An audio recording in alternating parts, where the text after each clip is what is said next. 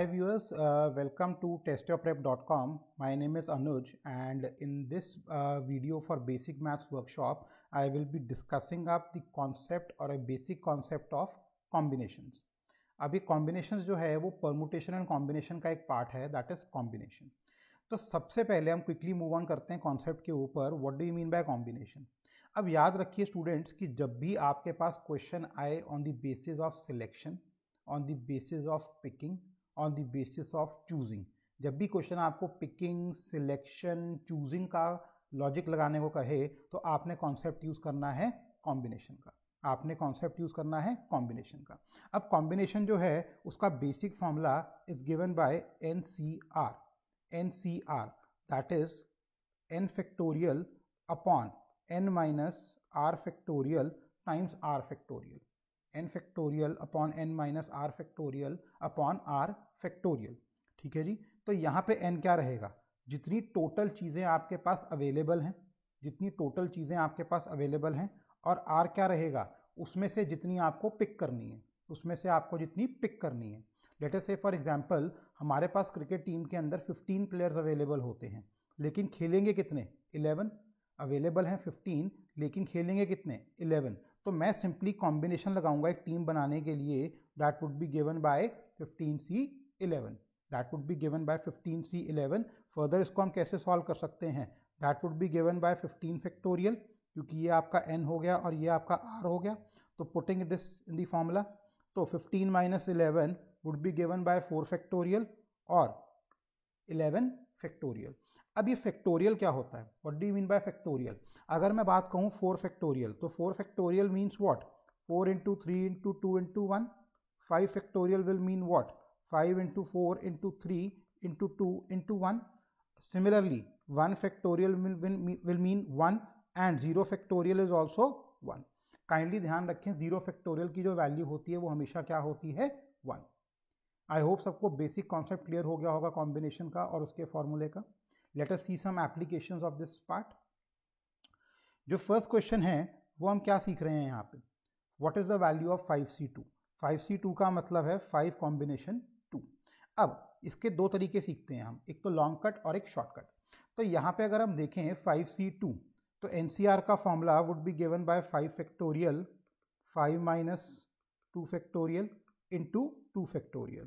So this will become 5 factorial, 3 factorial, 2 factorial. So let us open up the factorials. So this will become 3 into 2 into 1 and this will be 2 into 1. So 3, 2, 3, 2. यहाँ पे ये 2 से cutting हो गई तो मेरे पास value आ गई 10. My answer for 5C2 is 10. अब एक तरीका तो आपके पास हो गया एथिकल ये मेथड. अब दूसरा तरीका आप समझिए यहाँ पे हम कैसे कर सकते हैं, दूसरे तरीके को समझिए हम कैसे कर सकते हैं. यहाँ पे देखिए आपको दे रखा है 5C2, you are given 5C2.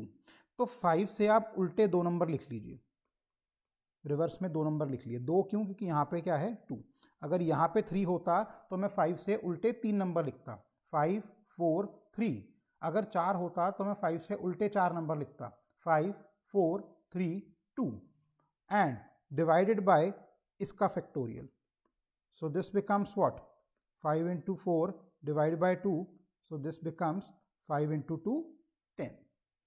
Guys please इसको पॉज करके एक बार NCR के फॉर्मूले को इवेल्युएट करने का लॉन्ग कट और शॉर्टकट अच्छे से क्लियर कर लीजिए, क्योंकि आगे आगे जाके आपको ऑप्शंस के अंदर हो सकता है कि जो ऑप्शन हो वो NCR के फॉर्मूले में हो या फिर फाइनल आंसर आपको in terms of magnitude evaluate करना पड़े. Once it is clear, then move on to the next question.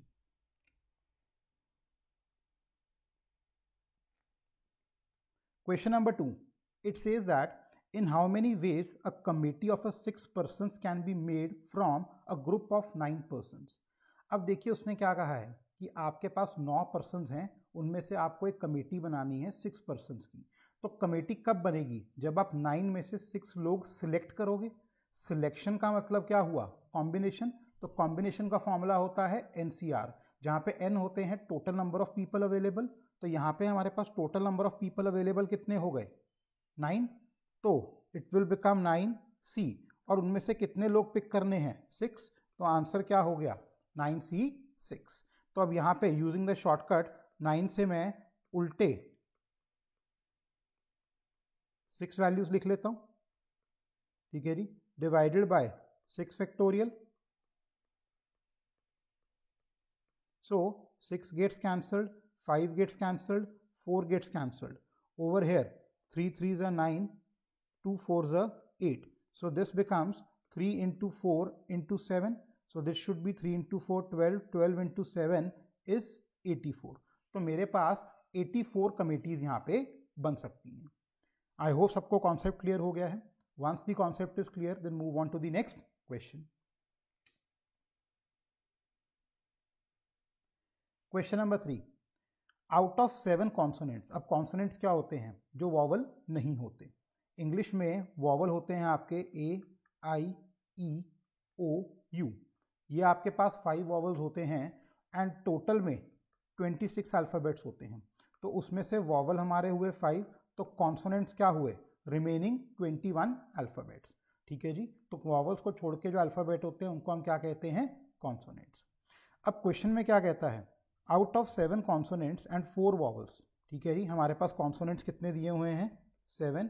और वॉवल्स कितने हैं? 4. How many words of 3 consonant and 2 vowels. तो इसमें से पिक करने हैं 3 कॉन्सोनेंट्स और इसमें से पिक करने हैं 2 vowels. Can be form. Pick का मतलब क्या हुआ? पिक का मतलब हुआ कॉम्बिनेशन.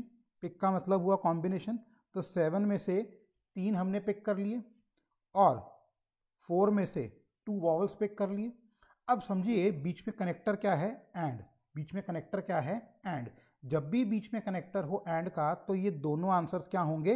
मल्टीप्लाई. ये दोनों आंसर्स क्या होंगे? मल्टीप्लाई.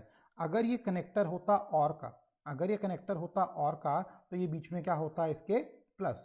तो बीच में क्या होता है? इसके प्लस. ये थंब रूल है फंडामेंटल प्रिंसिपल ऑफ काउंटिंग का कि एंड है तो मल्टीप्लाई और है तो प्लस. तो यहाँ पे हमारे पास आंसर क्या आ जाएगा? 7C3 into 4C2. अब वीडियो पर्पस के लिए मैं इसको सॉल्व नहीं कर रहा हूँ, मैंने आपको इसका तरीका समझा दिया है. ठीक है जी. तो आप उस तरीके से इसको सॉल्व करके फाइनल आंसर निकाल सकते हैं. Moving on to the next question.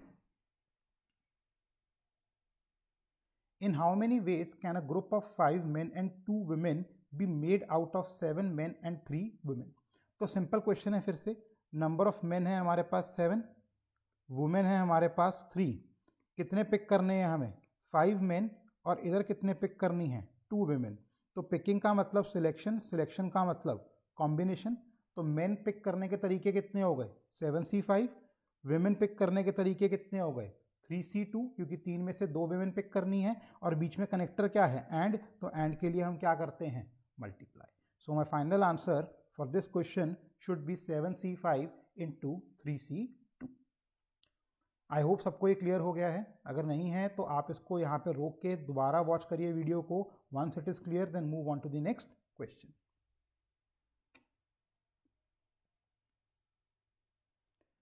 Next question. In how many ways a committee of 6 persons can be made. यानी कि हमें कमेटी बनानी है 6 पर्सन्स की, विच वुड इंक्लूड 3 डॉक्टर्स. ठीक है जी. यानी कि हमें पिक कितने करने हैं? 3 डॉक्टर. ठीक है जी. 2 इंजीनियर्स पिक करने हैं और एक हमें पिक करना है accountant. Out of 5 doctors, 4 engineers and 3 accountants.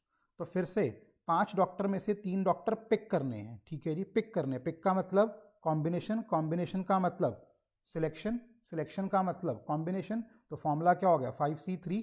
Doctors pick हो गए. इंजीनियर्स के लिए 4C2 और अकाउंटेंट्स के लिए 3C1. अब यहाँ पे आप फिर देख सकते हैं कनेक्टर क्या है? एंड. तो इसको फर्दर हम क्या करेंगे? फिर से मल्टीप्लाई. आई होप सबको ये क्लियर हो गया होगा. नहीं क्लियर है तो एक बार दोबारा समझिए इसको and then move on to the next question. Next question. In a group of 6 boys and 4 girls, 4 children are to be selected. हमारे पास 6 बॉयज हैं, 4 गर्ल्स हैं. 4 चिल्ड्रन हमें क्या करने हैं? Select. In how many different ways can they be selected such that at least one boy should be there? At least एक boy हमारे पास होना चाहिए. तो अब यहाँ पे हम देखें तो हमारे पास केसेस क्या क्या बन सकते हैं. टोटल में 4 बच्चे पिक करने हैं, 4 बच्चे पिक करने हैं. तो उसके अंदर क्या हो सकता है केस हमारे पास कि एक बॉय हो तो बाकी 3 क्या होंगी? गर्ल्स. फिर क्या हो सकता है 2 बॉयज़ तो बाकी 2 क्या आएंगी गर्ल्स, फिर क्या हो सकता है 3 बॉयज़ तो बाकी 1 गर्ल, और लास्ट केस क्या हो सकता है 4 बॉयज़ तो 0 गर्ल्स। अब ये इतने सारे केसेस क्यों बनाने पड़ रहे हैं मुझे, क्योंकि एक वर्ड दे रखा है एटलीस्ट। अब एटलीस्ट का मीनिंग होता है कम से कम हमें एक लड़का तो रखना ही पड़ेगा। अब अगर 4 बच्चे हैं तो उनमें कम से कम एक लड़का तो होगा। कम से कम एक लड़के का मतलब क्या हुआ, चाहे तो वो एक लड़का होगा, 2 लड़के भी हो सकते हैं, 3 लड़के भी हो सकते हैं, 4 लड़के भी हो सकते हैं। तो जैसे जैसे लड़के बढ़ते जाएंगे तो गर्ल्स की जो स्ट्रेंथ है वो कम होती जाएगी। आप देख सकते हैं अगर 1 बॉय है तो 3 गर्ल्स, 2 बॉय हैं तो 2 गर्ल्स, 3 बॉयज़ हैं तो 1 गर्ल, 4 बॉय हैं तो 0 गर्ल्स। जैसे जैसे लड़के बढ़ते जा रहे हैं गर्ल्स कम होती जा रही हैं, और हर बार गर्ल और बॉय का जो टोटल है वो 4 रख रहे हैं। क्यों 4 रख रहे हैं, क्योंकि हमें टोटल में कितने लोग पिक करने हैं 4। अगर हमें टोटल में कितने लोग पिक करने हैं 4। आई होप सबको एटलीस्ट का मीनिंग क्लियर हो गया है और केसेस कैसे बना रहा हूँ वो क्लियर हो गया है। अगर ये बन चुका है तो let us find the number of ways for selecting each case. तो यहाँ पे क्या होगा, 6 में से 1 बॉय चाहिए, ठीक है जी, 6 में से 1 बॉय चाहिए, तो 4 में से 3 गर्ल्स होंगी। दूसरा केस 6 में से 2 बॉयज़ तो 4 में से 2 गर्ल्स, 6 में से 3 बॉय तो 4 में से 1 गर्ल, और लास्ट केस 4 में से 4 बॉय और 6 में से 4 बॉय और 4 में से 0 गर्ल्स, 4 में से 0 गर्ल्स। अब केस कैन बी दिस और दिस और दिस और दिस।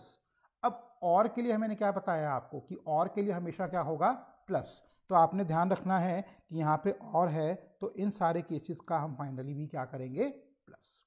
मैं रिक्वेस्ट करूंगा व्यूअर्स से कि इस क्वेश्चन को एक बार दोबारा ज़रूर व्यू करें, क्योंकि कुछ इसमें कॉन्सेप्ट चेंज हुए हैं, कुछ केसेस हमने डिस्कस किए हैं और उनको ऐड और मल्टीप्लाई कब करना है उसके बारे में बात कर रखी है। तो kindly watch this video very carefully. Once it is clear then move on to the next question.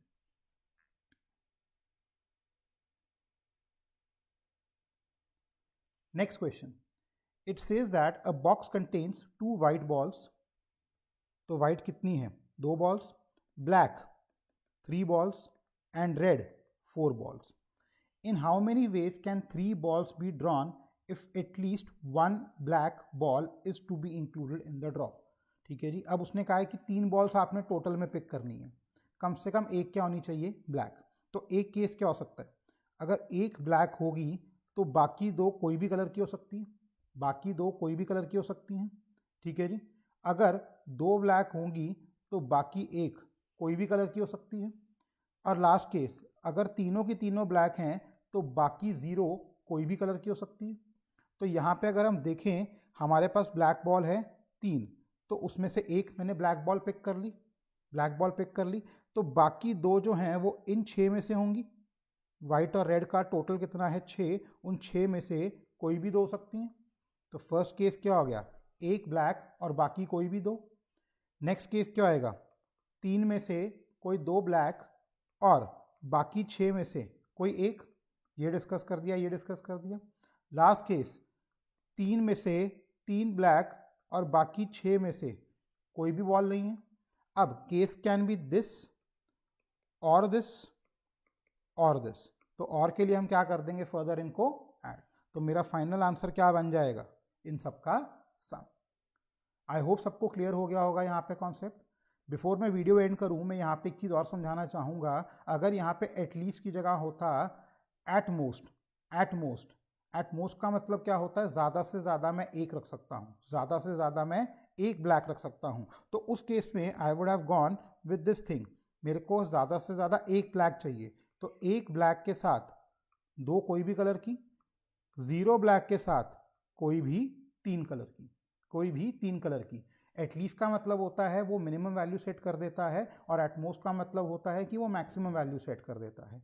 At least के अंदर वो वैल्यू से ऊपर वाले सारे केसेस लेंगे, एटमोस्ट में वो वैल्यू से नीचे वाले सारे केसेस लेंगे। तो फर्दर इसको अगर हम सॉल्व करेंगे तो ब्लैक में से 1 और बाकी 6 में से कोई 2, दूसरे वाले केस में ब्लैक में से 0 और बाकी 6 में से कोई भी 3। केस कैन बी दिस, और के लिए हम क्या कर देंगे बीच में प्लस। आई होप सबको कॉम्बिनेशन के कॉन्सेप्ट क्लियर हो गए होंगे। ठीक है, तो इसकी प्रैक्टिस अच्छे से करिए क्योंकि permutation combination very very important topic है और इसके अंदर से आपको बहुत सारे क्वेश्चन हर एंट्रेंस में दिखेंगे।